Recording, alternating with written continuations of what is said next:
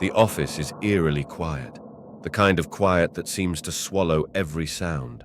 The dim, flickering lights cast long shadows across the room, making everything feel more sinister than usual.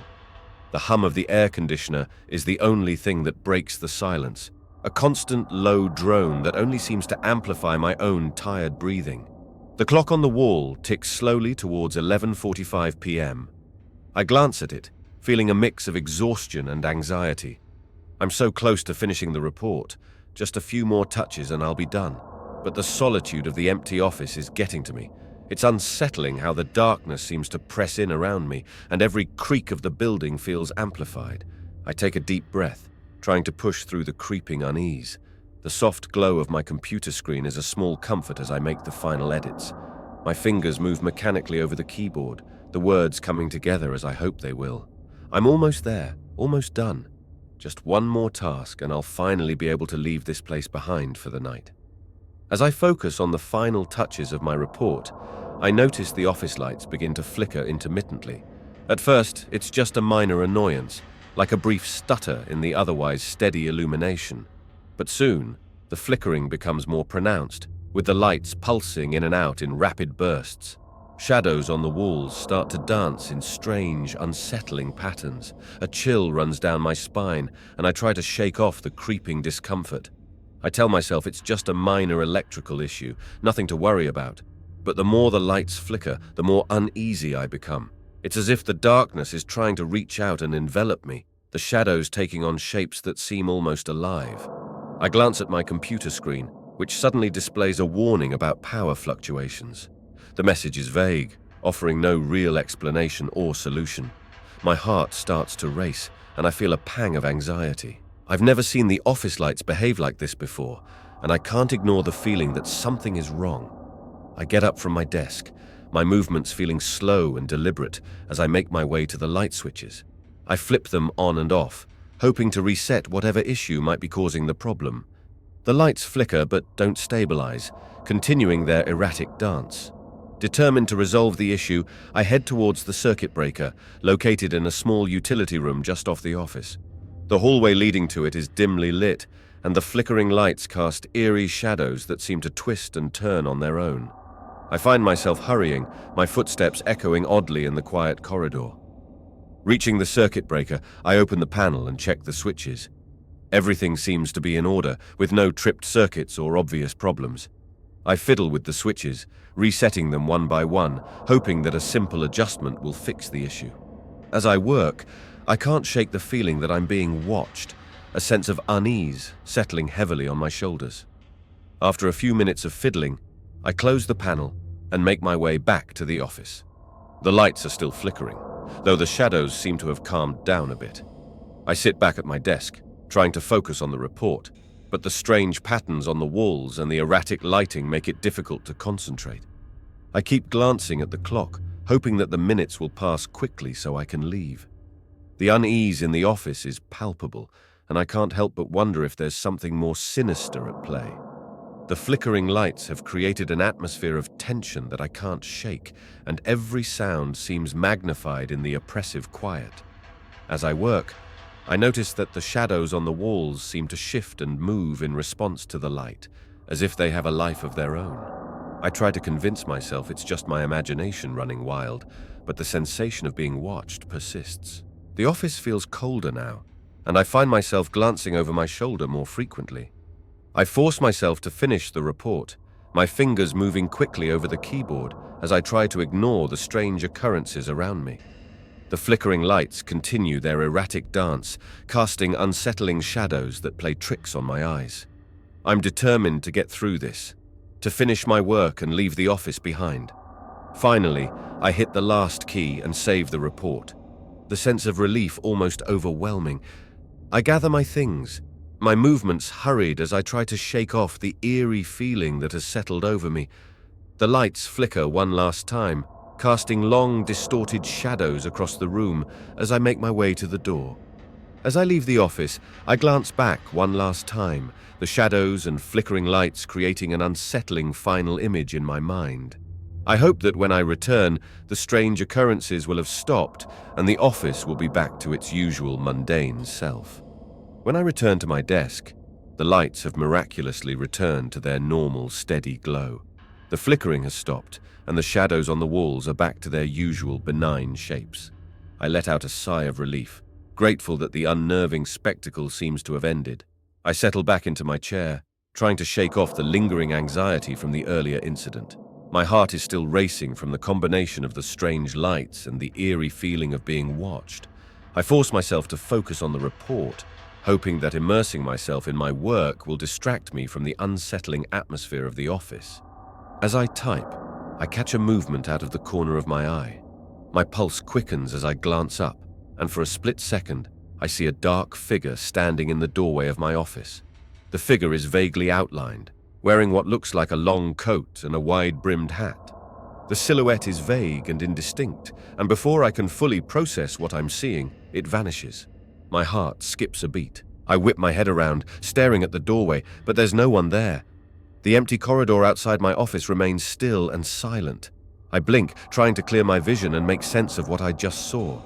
The figure's appearance was so sudden and fleeting that I can't be sure if it was real or just a trick of my overactive imagination.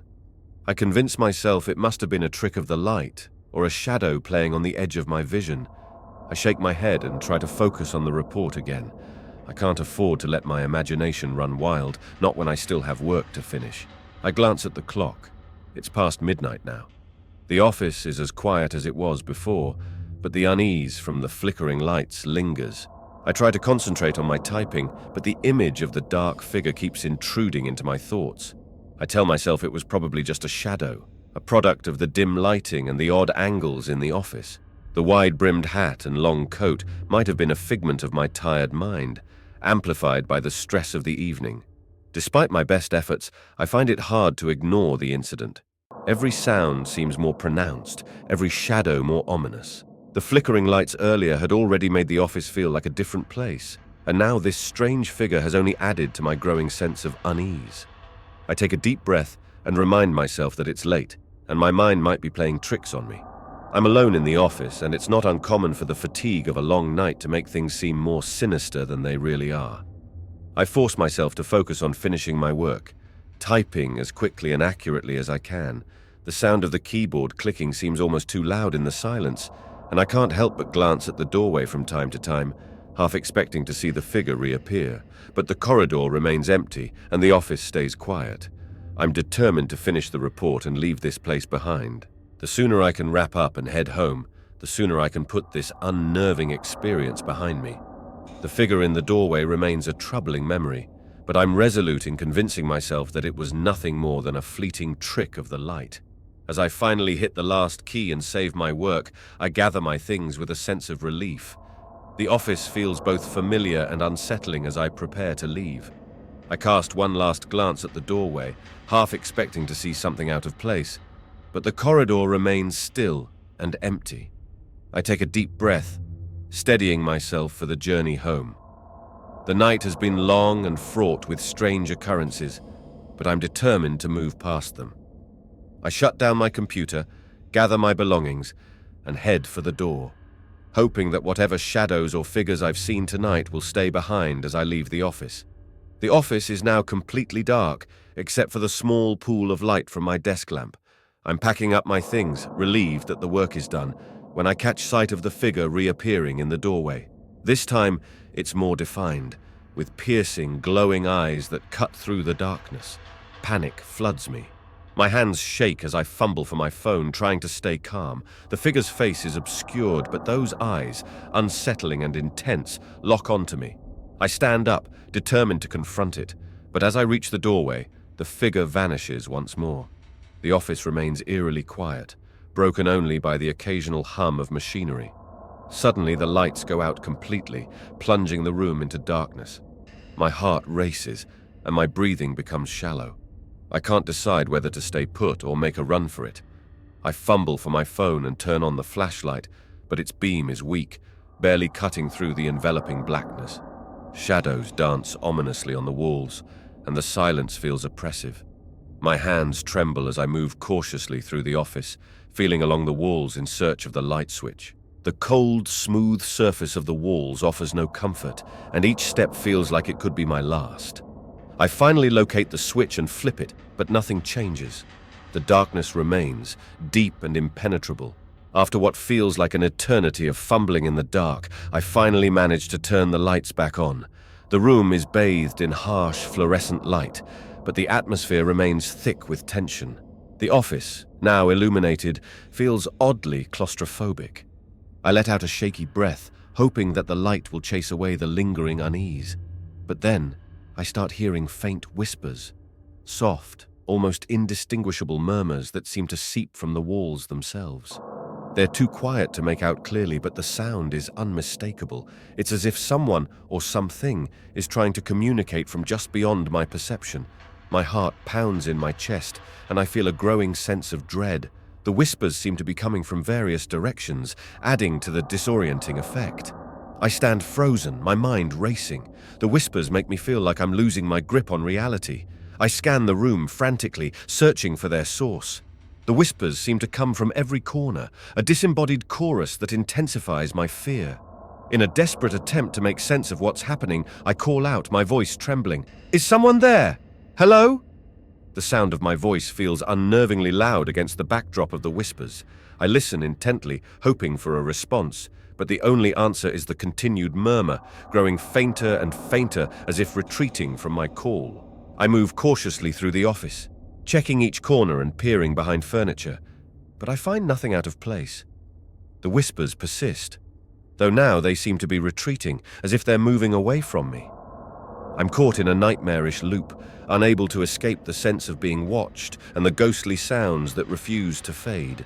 My fingers clutch the edges of my desk, trying to steady myself. The disorienting whispers and the unsettling silence that follows are almost too much to bear.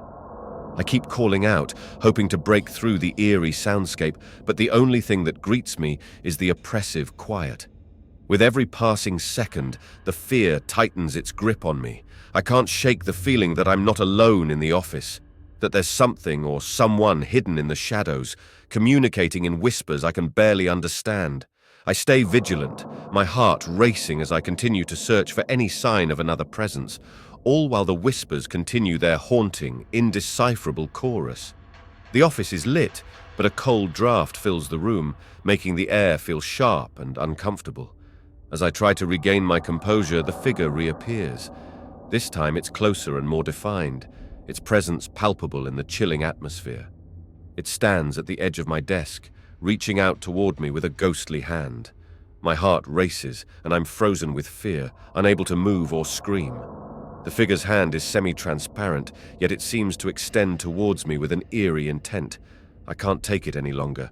Mustering all my courage, I dart toward the door, my breath coming in ragged gasps as I desperately try to escape the office and the malevolent presence within. I burst out of my office, my heart pounding so loudly it almost drowns out the sound of my own footsteps. The corridor is dimly lit and unnervingly quiet, the silence amplifying every creak of the floorboards and the thud of my racing heart.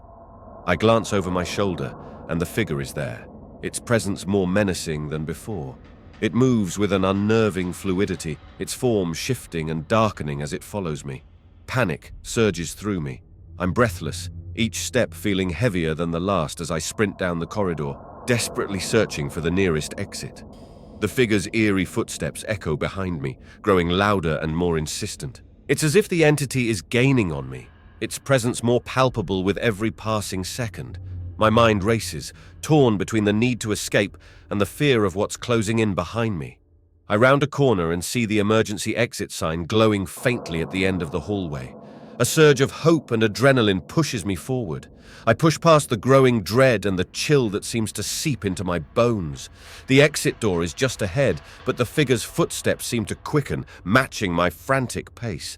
The sound is almost deafening now, a relentless reminder of the danger pursuing me.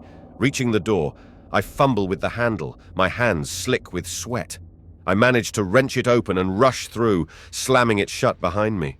The cool night air hits me immediately, a stark contrast to the oppressive atmosphere of the office. I'm in the parking lot now, but the sense of relief is tempered by the lingering fear. I glance back through the small frosted window of the emergency exit door. The corridor is empty, and the figure is gone. My breaths come in ragged gasps, and I lean against the door, trying to steady myself. The parking lot is bathed in the harsh glow of the streetlights, and the relative safety of the outside world feels like a sanctuary compared to the terror I left behind. I quickly make my way to my car, my legs feeling like lead as I move. The parking lot is eerily quiet, and every shadow seems to hold a potential threat. I scramble into my car, locking the doors behind me and starting the engine with trembling hands. I can't shake the feeling that the figure might somehow find its way outside, that the menace hasn't ended. As I drive away from the office, I keep glancing in the rearview mirror, half expecting to see the figure lurking in the shadows. My mind races, replaying the night's events and trying to make sense of the inexplicable. The cold night air and the hum of the car's engine are a small comfort, but the fear lingers, a chilling reminder of what I encountered in the office. I drive aimlessly for a while, until the adrenaline starts to wear off and the city lights begin to look familiar again. I can't shake the image of the figure, its glowing eyes and outstretched hand. I'm determined to find answers, to understand what happened tonight, but for now, all I want is to put as much distance between myself and the nightmare I left behind. The parking lot is empty, and the night air is biting cold as I dial 911.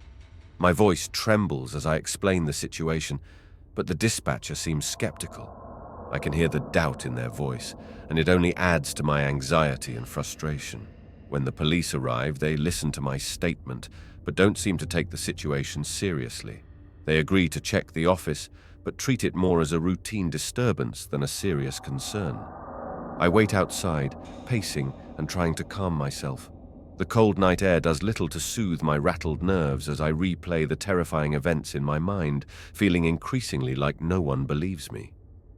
The police finally finish their sweep of the office, and the lights are back on, casting a harsh, artificial brightness over the room. Everything looks normal, too normal. The hum of the air conditioner and the soft buzz of the fluorescent lights are the only sounds now, filling the silence that feels almost mocking.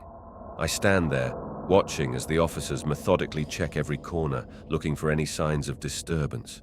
My heart sinks as they report finding nothing unusual. No evidence of break-ins, no signs of the figure I described, just an ordinary office, untouched and unchanged. Their casual demeanor and lack of urgency make me feel even more disoriented. I can't help but feel a mix of relief and frustration. On one hand, I'm relieved that there's no physical evidence to suggest something more sinister. On the other hand, the absence of any trace of the entity only deepens my doubts. I feel like I'm losing my grip on reality. Was it all just a figment of my imagination, a trick of the light, or my overworked mind playing tricks on me? The officers finally leave, their skepticism palpable. I'm left alone in the now quiet office, and it feels like a cruel joke. Everything is as it should be, but I can't shake the memory of the figure's glowing eyes and the chilling whispers that filled the air. The office that seemed so menacing and alien just hours ago now feels ordinary and mundane, but the terror I experienced feels all too real. I sit at my desk, trying to process what happened. I replay the events in my mind, searching for any hint that might explain what I saw. The shadows, the flickering lights, the figure, everything seems to blur together, and I can't find a rational explanation for it all. It's like trying to grasp smoke with my bare hands. Every attempt to make sense of it slips through my fingers. After a while, I make a decision. I'm going to take a break from working late. The fear and anxiety have taken their toll, and I need to step away from this environment for a while. The thought of staying alone in the office again fills me with dread. I vow to never stay late again, to avoid the office after hours entirely if I can help it. I gather my things slowly, my movements deliberate as I force myself to maintain a sense of normalcy. I lock up, casting one last glance at the now quiet office. It looks peaceful, almost welcoming, but I know better. I've seen something that defies explanation, and it has left an indelible mark on my psyche. As I leave the building and step into the cold night air, I feel a sense of finality. The office, once a familiar and safe space, now feels like a place I need to avoid. I'm determined to find some peace of mind, to reclaim a sense of normalcy in my life. But the memory of that night, the chilling figure, and the eerie whispers will stay with me. For now, I just need to take a break and recover from the ordeal.